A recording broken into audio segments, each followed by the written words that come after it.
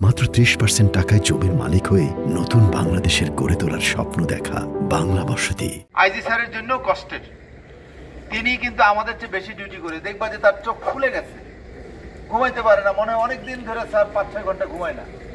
আমি ওই যে আমাদের জয়েনিং এর সময় দেখছি কাছ থেকে চোখ একদম খুলে গেছে।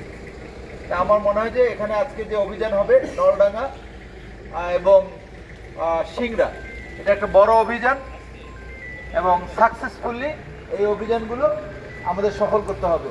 ডিবি তারা পরিকল্পনা মতো অভিযান করবে, সবাই আর প্রস্তুতি গ্রহণ করে অভিযানে যাওয়ার জন্য আমি নির্দেশনা দিচ্ছি। প্রত্যেকের টিম অনুযায়ী গাড়িতে উঠে যাও। ধন্যবাদ সবাইকে।